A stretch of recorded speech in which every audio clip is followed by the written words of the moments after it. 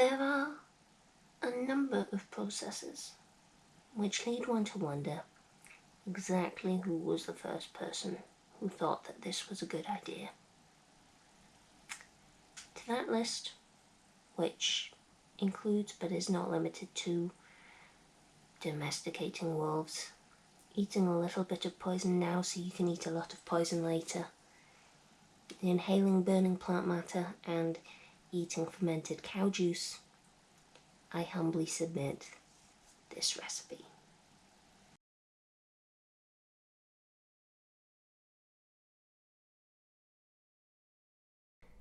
Today's recipe is for Rouge, and it was taken from an Encyclopedia of Domestic Economy, 1861, by Thomas Webster, FGS, etc., whatever that means, and assisted by the late, now very, very late, Mrs. Parks.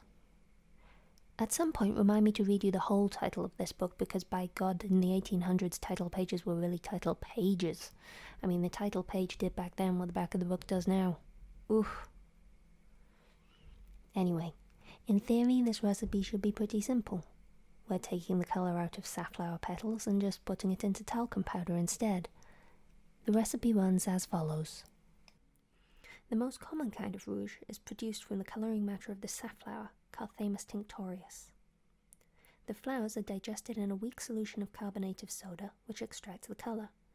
And to precipitate this in the form of a fine powder, lemon juice or pure vinegar is added. But previously some fine carded cotton wool is put into the vessel for the colour to be precipitated upon.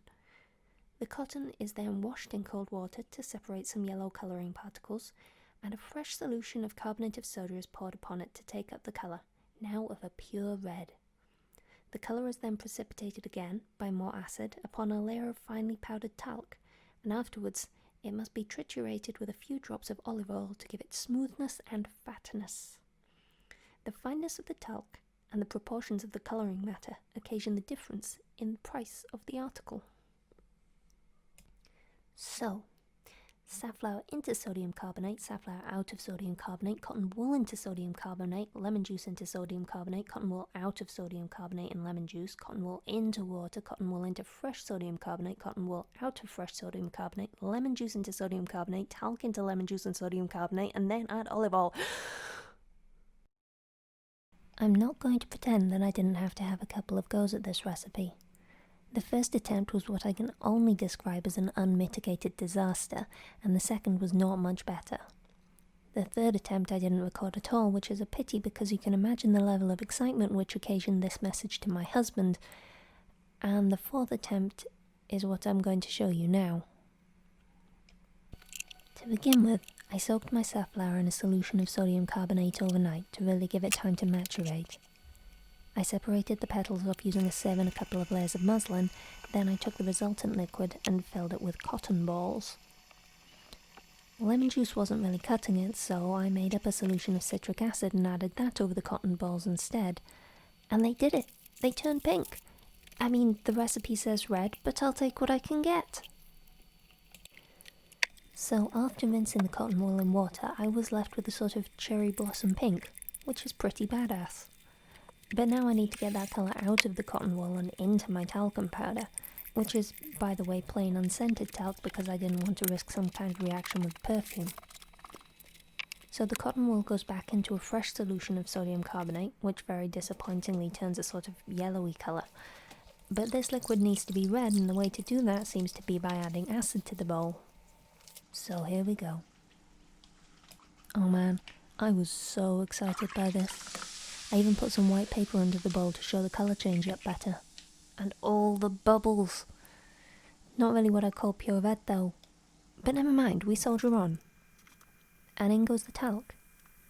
In retrospect, perhaps I should have put in the talc and then the acid, but I can't think what difference that would really make. Because as you watch, the liquid very slowly clears as the pigment is drawn down into the talcum powder. Boom! But here the recipe misses out some useful information. How do we remove the talc from the liquid? I tried coffee filters but just wound up with grey talc and pink filters, which was not what I was going for. In the end, I just took a syringe and took all of the liquid off the top that way. Once I got down near the bottom, I just left the remaining few drops of liquid to evaporate naturally. It did take a day or two, though. And now the final step, to triturate it, that is, grind it in a pestle and mortar, with a few drops of olive oil. But how many drops is a few? And how much rouge am I adding it to? This recipe has no measurements. How did anyone live like this? But anyway, I divided it up and made a few different batches. One with loads of olive oil, one with no olive oil, and one with an arbitrary 20 drops of olive oil. Let's start with loads of olive oil. Well, it's clumpy and darn near impossible to pick up on a brush or puff. Perhaps it needs to be mixed with water and applied as a cream? No. Just makes my skin look grey. Failure. No olive oil? Well, it's super dusty, doesn't seem to rub into my skin, and doesn't make any difference to the colour of my face. This is not looking good. 20 drops of olive oil?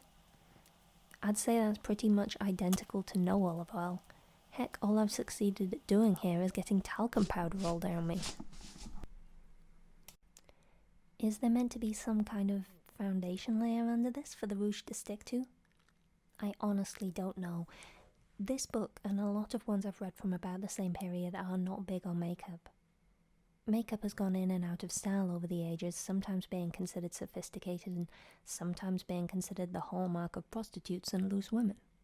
About this period, rouge was about the only makeup you were supposed to be wearing, and even then not as makeup. These recipes often have a preamble about how rouge is used to return to an invalid the appearance of health. It's not makeup, guys, it's for sick people. It's practically medicine. Or something. To return to the question, if you're wearing rouge, are you wearing some kind of foundation under it? I don't know. Ceruse was pretty much out of vogue at this point. Bismuth and pearl powder were just that, powder. And you can't put powder on top of powder, not like this. So I'll look into it. In any case, I'm almost out of safflower and patience, so I think I'm about done now. It's been fun, guys.